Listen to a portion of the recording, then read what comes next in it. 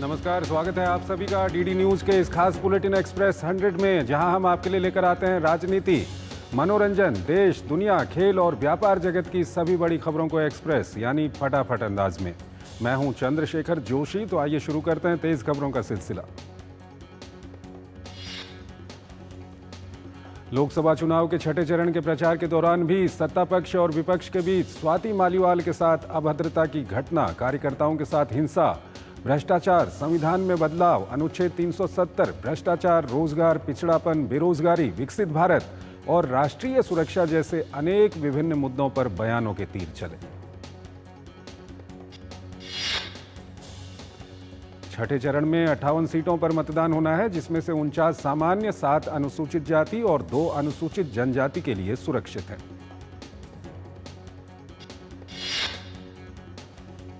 छठे चरण में 6 राज्यों और 2 केंद्र शासित प्रदेशों में मतदान होना है, जिसके लिए 869 उम्मीदवार चुनाव मैदान में हैं, जिसमें 775 पुरुष उम्मीदवार और 94 महिला उम्मीदवार शामिल हैं।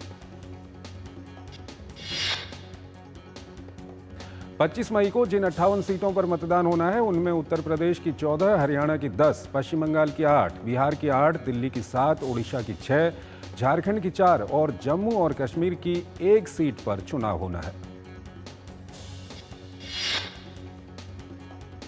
छठे चरण में भाजपा के कई दिग्गज भी चुनावी मैदान में अपनी किस्मत आजमा रहे हैं, जिनमें संबलपुर से धर्मेंद्र प्रधान, बांकुड़ा से डॉक्टर सुभाष सरकार, गुड़गांव सीट से राव इंद्रजीत सिंह, फरीदाबाद से कृष्णपाल, सुल्तानपुर से मेनका संजय गांधी, उत्तर पूर्वी दिल्ली सीट से मनोज तिवारी, नई दिल्ली से बांसुरी स्वराज चुनावी मैदान में है। वहीं पुरी से संबित पात्रा, मिदनापुर से अग्निमित्रा पॉल, कटक सीट से भर्तृहरि महताब, डुमरियागंज सीट से जगदम्बिका पाल, पूर्वी चंपारण से राधा मोहन सिंह, कुरुक्षेत्र सीट से नवीन जिंदल, करनाल से मनोहर लाल की किस्मत दांव पर लगी है।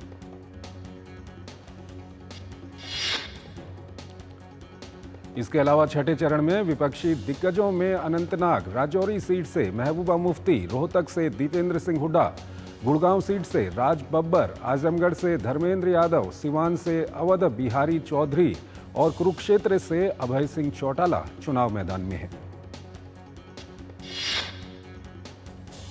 2019 के चुनाव नतीजों की तो छठे चरण की इन 58 सीटों पर भाजपा ने शानदार प्रदर्शन करते हुए 40 सीटों पर जीत हासिल की थी, जबकि बीजेडी को 4 सीट, बसपा को 4, जदयू को 3, तृणमूल कांग्रेस को 3 सीटों पर जीत मिली थी।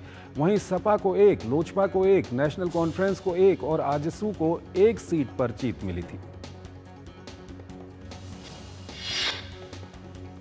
छठे चरण की 58 सीटों पर 25 मई को मतदान के साथ ही कुल 543 सीटों में से 486 सीटों पर मतदान संपन्न हो जाएगा।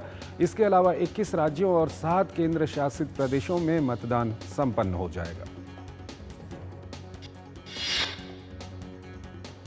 प्रधानमंत्री नरेंद्र मोदी ने पंजाब में पहली रैली पटियाला में की। वो पारंपरिक सिख पगड़ी में नजर आए।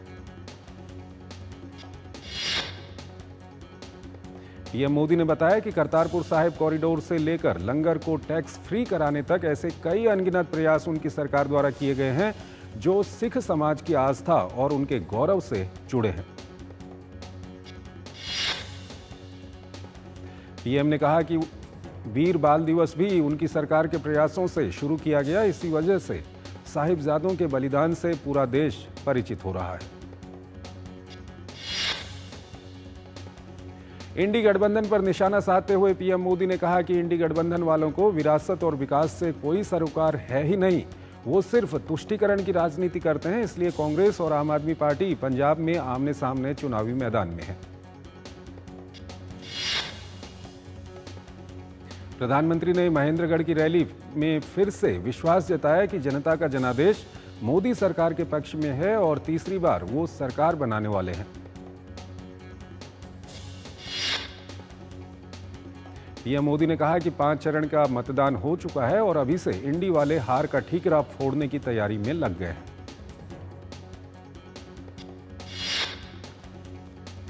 पीएम ने दावा किया कि चुनाव में विपक्ष काफी पिछड़ चुका है, बावजूद इंडी वालों के सपने हैं कि बंद होने का नाम नहीं ले रहे हैं। कांग्रेस और उसके सहयोगी दलों पर प्रधानमंत्री ने देश में सांप्रदायिकता, जातिवाद और परिवारवाद के आरोप लगाए। उन्होंने कहा कि इन दलों को सिर्फ अपने वोट बैंक की चिंता रहती है। इसके लिए ये दल किसी भी सीमा को लांघ सकते हैं। दुनिया के सबसे बड़े लोकतंत्र के सबसे बड़े महापर्व के लिए छठे चरण का प्रचार अभियान थमने के साथ ही अब सभी दलों की नजर सातवें और अंतिम चरण की 57 सीटों पर लगी हुई है। भाजपा समेत एनडीए के बड़े नेता धुआंधार जनसभाएं और रोड शो के जरिए मतदाताओं को अपने पक्ष में वोट देने की अपील करते नजर आ रहे हैं। भाजपा के राष्ट्रीय अध्यक्ष जेपी नड्डा ने ओडिशा में चुनाव प्रचार की कमान संभाली। उन्होंने ओडिशा के मयूरभंज, भद्रक, जगत सिंहपुर और जाजपुर में चुनावी जनसभाओं को संबोधित करते हुए बीजेडी सरकार और इंडी गठबंधन पर हमला किया। जेपी नड्डा ने कहा कि इंडी गठबंधन एक ऐसा समूह है जो परिवारवाद और तुष्टीकरण के अपने विचारों को बढ़ावा देने के लिए एक साथ आए हैं। उत्तर प्रदेश के मुख्यमंत्री योगी आदित्यनाथ ने ओडिशा के केंद्रपाड़ा में जनसभा को संबोधित करते हुए कहा कि उत्तर से दक्षिण, पूरब से पश्चिम संपूर्ण राष्ट्र में मोदी लहर है और इस वजह से एनडीए की विजय सुनिश्चित है। त्रिपुरा के मुख्यमंत्री माणिक साहा ने उत्तरी कोलकाता से भाजपा उम्मीदवार तापस रॉय के समर्थन में रोड शो किया। उन्होंने प्रदेश की टीएमसी सरकार को आड़े हाथों लेते हुए कहा कि ममता बनर्जी तुष्टीकरण की राजनीति कर रही हैं। हमीरपुर लोकसभा सीट से भाजपा उम्मीदवार अनुराग सिंह ठाकुर ने संसदीय क्षेत्र के विभिन्न इलाकों में जाकर प्रचार किया। उन्होंने मोदी सरकार के 10 साल के सुशासन पर लोगों से वोट देने की अपील की।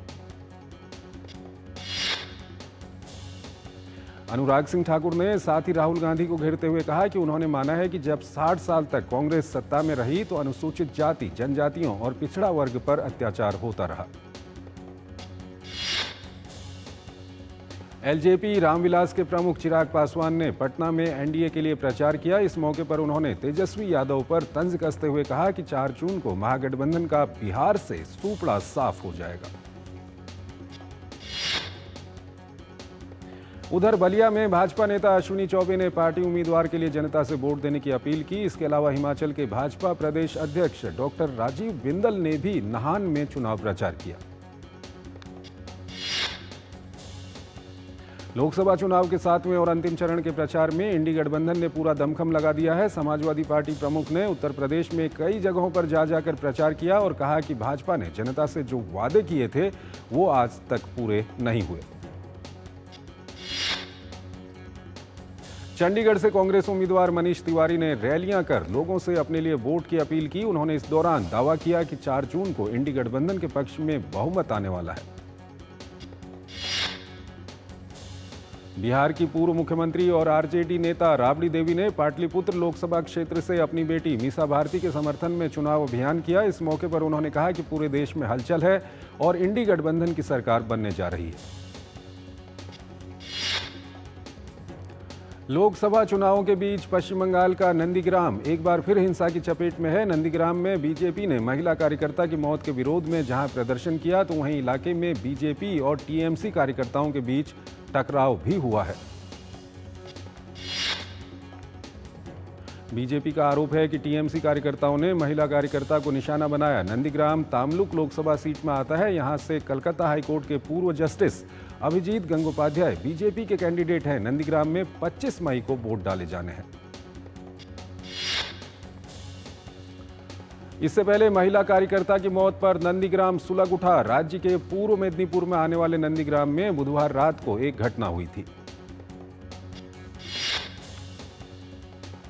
नंदीग्राम में महिला कार्यकर्ता की मौत पर बीजेपी नेता अमित मालवीय ने सोशल मीडिया प्लेटफॉर्म एक्स पर लिखा है कि 16 मई को हल्दिया में एक रैली में ममता बनर्जी ने नंदीग्राम में अपनी हार का बदला लेने की धमकी दी थी। 23 मई को नंदीग्राम में बीजेपी कार्यकर्ता रतिबाला अरही की हत्या कर दी गई। लोकतंत्र में ऐसी हिंसा अस्वीकार्य है। ममता बनर्जी को उनके भड़काऊ बयानों और उसके बाद उनकी पार्टी के आपराधिक सदस्यों की कार्रवाई के लिए जवाबदेह ठहराया जाना चाहिए।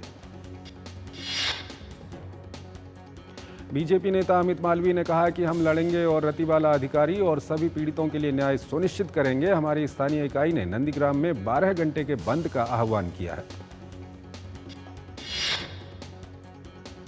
केंद्रीय मंत्री और भाजपा के वरिष्ठ नेता अनुराग ठाकुर और निशित प्रामाणिक ने पश्चिम बंगाल के नंदीग्राम में भाजपा की महिला कार्यकर्ता की हत्या पर तृणमूल कांग्रेस पर जमकर हमला बोला। नंदीग्राम में बीजेपी महिला कार्यकर्ता की हत्या के मुद्दे पर टीएमसी ने भी बीजेपी पर पलटवार किया है। पार्टी के नेता शांतनु सेन ने कहा कि बीजेपी आपस में लड़ाई कर रही है। इसी का नतीजा हुआ कि नंदीग्राम में एक महिला की हत्या कर दी गई। राहुल गांधी के एक और बयान पर राजनीतिक गर्मा गई है। बुधवार को पंचकुला में राहुल गांधी ने कहा था कि वो बचपन से सिस्टम को जानते हैं कि व्यवस्था कैसे काम करती है। राहुल गांधी ने कहा था कि जब उनकी दादी जी, पिताजी और मनमोहन सिंह जी प्रधानमंत्री थे तो वो पीएम ऑफिस जाया करते थे और उन्होंने देखा है कि कैसे व्यवस्था में काम होता है। उन्होंने कहा कि मैं जब से पैदा हुआ हूं तब से सिस्टम को जानता हूं। एक छोटा सा ब्रेक लेते हैं यहां पर। क्या हुआ?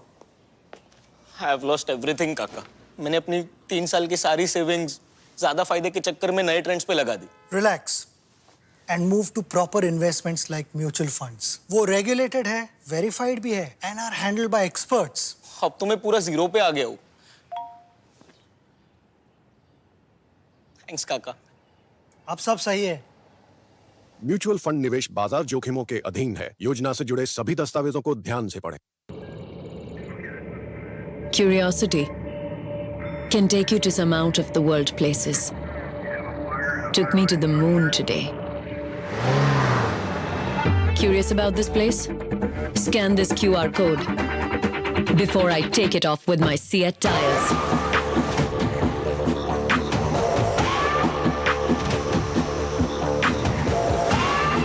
Seat, crafted for the curious. Goldy chole मसाले, जहाँ जाए रिश्ते बनाए। जहाँ जाए रिश्ते बनाए, गोल्डी मसाले। बहाना नंबर 11, नींद पूरी करने का डे। बहाना नंबर 28, ट्रिप पर जाने का day. 39, binge watch all seasons. 65, घर की सफाई का डे। एक वोट ना डालने से क्या होगा? और सबसे बड़ा बहाना, isn't it a holiday today? Holiday? 101 बहाने हैं वोट ना डालने के, पर इस चुनाव के पर्व में एक ही रीजन काफी है वोट डालने का। वो है हमारी रिस्पॉन्सिबिलिटी, देश और हमारे फ्यूचर के लिए।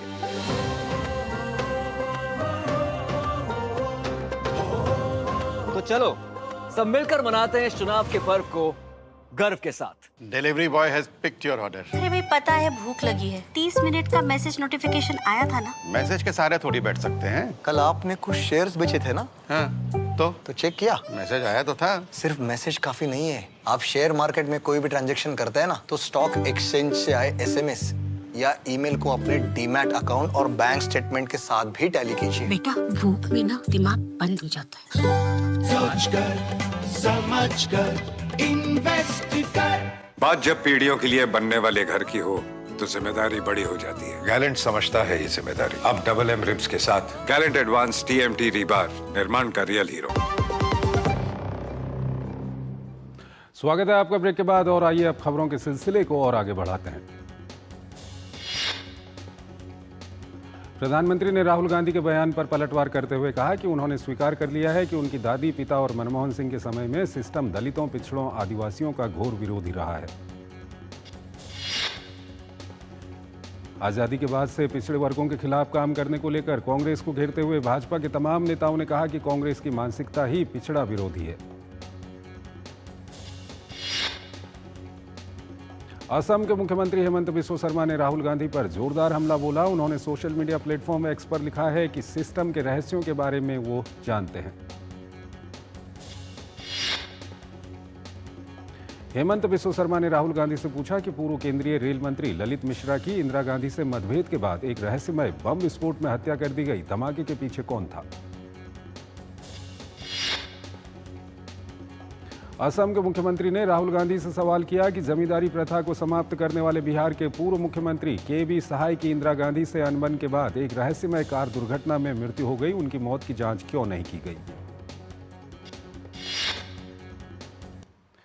हेमंता बिस्वा शर्मा ने कहा कि वॉरेन एंडरसन को भागने की अनुमति देने के लिए दिल्ली से टेलीफोन कॉल किसने किया था। असम के मुख्यमंत्री ने कहा कि मुझे लगता है कि आगे बढ़ने का सबसे अच्छा तरीका एक न्यायिक आयोग का गठन करना और उन सभी रहस्यों की जांच करना है जिनके बारे में राहुल गांधी को जानकारी थी। दिल्ली के मुख्यमंत्री आवास पर अपने साथ हुई मारपीट के बाद आम आदमी पार्टी की राज्यसभा सांसद स्वाति मालीवाल पहली बार मीडिया के सामने आई। उन्होंने कहा कि केजरीवाल के पीएस विभव कुमार ने उन्हें 7-8 थप्पड़ मारे। स्वाति मालीवाल का कहना है कि मैं बहुत जोर जोर से चीख कर मदद मांग रही थी, लेकिन कोई मदद के लिए नहीं आया।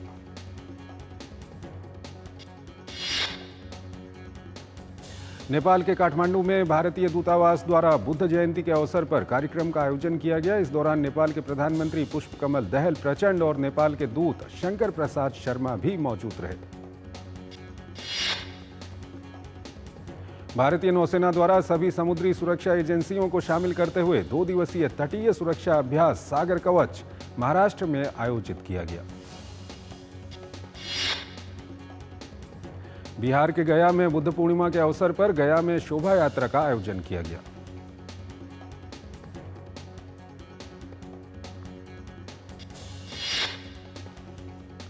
उत्तर प्रदेश के वाराणसी में बुद्ध पूर्णिमा के अवसर पर सारनाथ के मूल गंध कुटी विहार मंदिर में श्रद्धालुओं और बौद्धों की भारी भीड़ जुटी। अयोध्या में भी बुद्ध पूर्णिमा के अवसर पर श्रद्धालुओं ने सरयू घाट पर पूजा अर्चना की। यूपी में बुद्ध पूर्णिमा के अवसर पर श्रद्धालुओं ने संगम में पवित्र डुबकी लगाई। छत्तीसगढ़ दंतेवाड़ा नारायणपुर बस्तर पुलिस को ऑपरेशन में घटनास्थल से अब तक 7 नक्सलियों के शव बरामद हुए। महाराष्ट्र के ठाणे जिले के डोंबिवली इलाके में अमुदन केमिकल कंपनी में बॉयलर फटने से 7 लोगों की मौत हो गई और 48 लोग घायल हैं।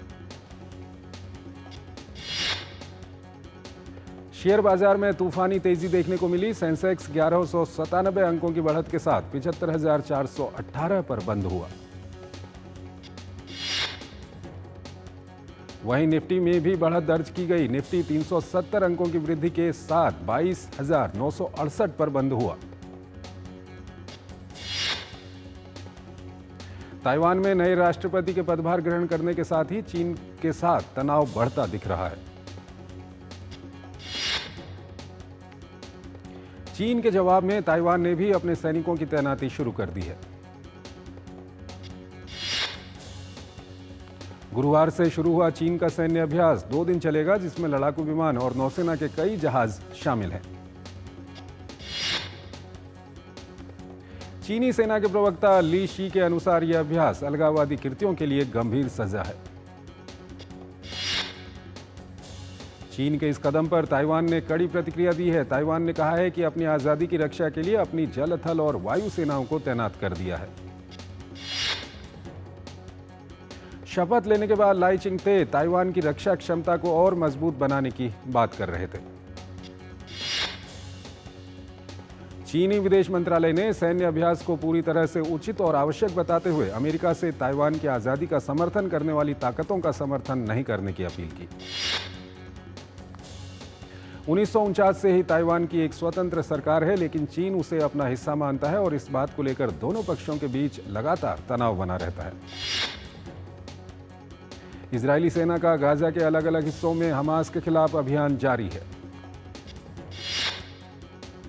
एक वीडियो में इजरायली सेना के जवानों को रफा, जबालिया और मध्य गाजा के क्षेत्रों में इमारतों को निशाना बनाते हुए देखा जा सकता है।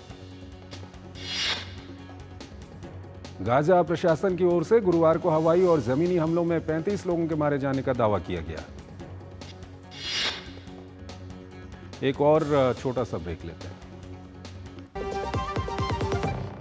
Delivery boy has picked your order. अरे भाई पता है भूख लगी है। 30 मिनट का मैसेज नोटिफिकेशन आया था ना? मैसेज के सारे थोड़ी बैठ सकते हैं। कल आपने कुछ शेयर्स बेचे थे ना? हाँ, तो चेक किया? मैसेज आया तो था। सिर्फ मैसेज काफी नहीं है। आप शेयर मार्केट में कोई भी ट्रांजैक्शन करते हैं ना, तो स्टॉक एक्सचेंज से आए एसएमएस या ईमेल को अपने डीमैट अकाउंट और बैंक स्टेटमेंट के साथ भी टैली कीजिए। बेटा भूख में ना दिमाग बंद हो जाता है।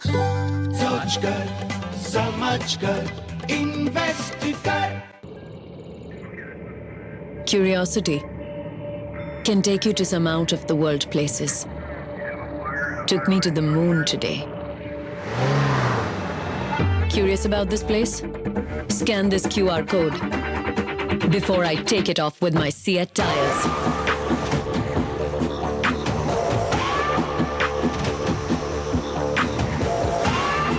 Seat, crafted for the curious. Goldy chole मसाले, जहाँ जाए रिश्ते बनाए। जहाँ जाए रिश्ते बनाए गोल्डी मसाले।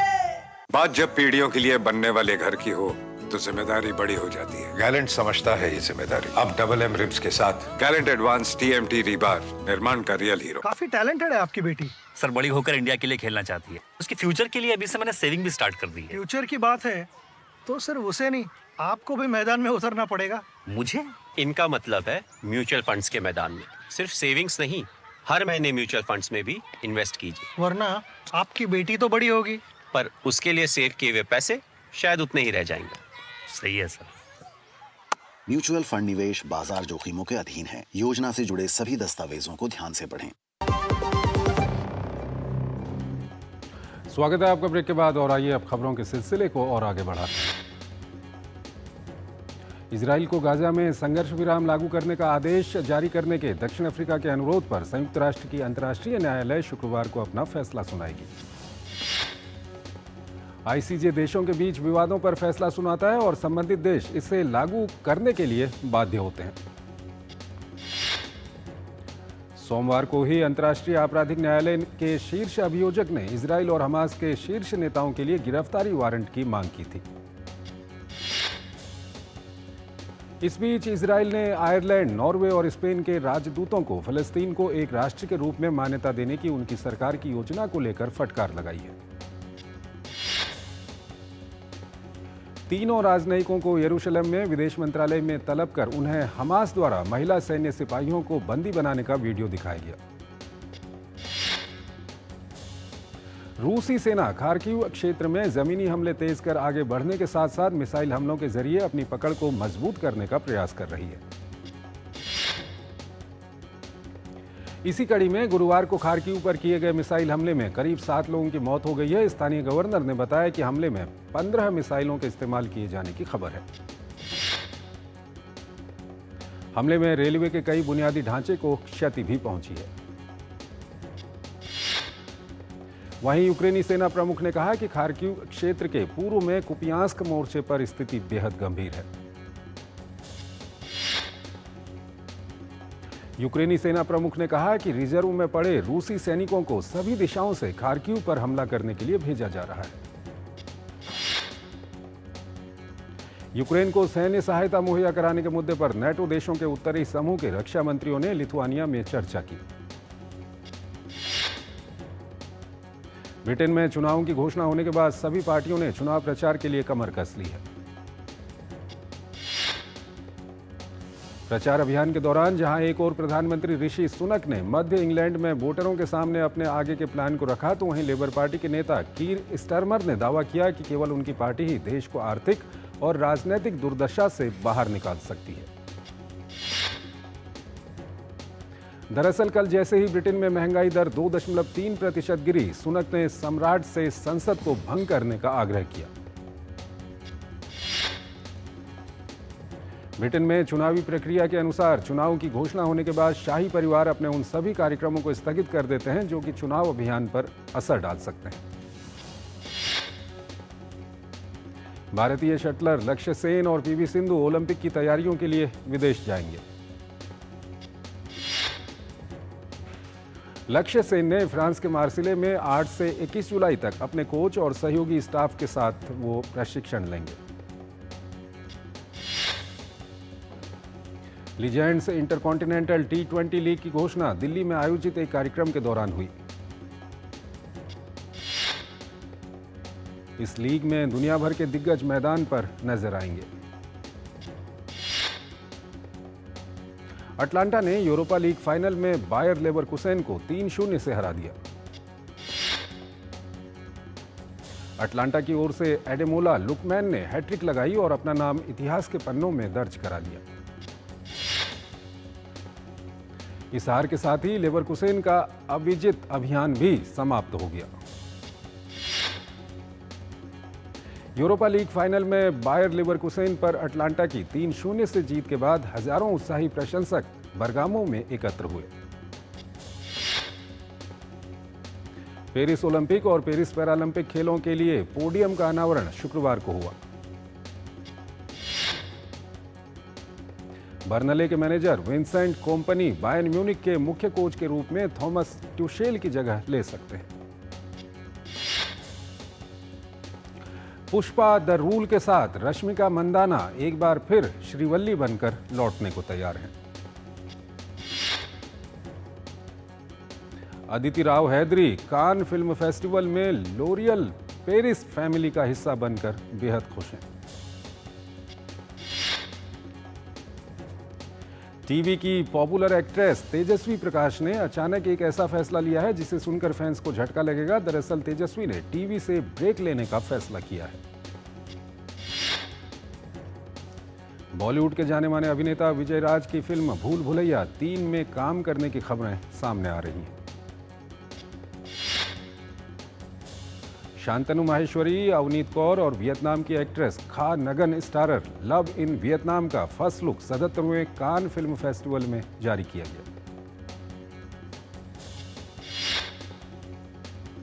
तो इस बुलेटिन में फिलहाल इतना ही। आप हमारी पूरी टीम को इजाजत दीजिए। नमस्कार।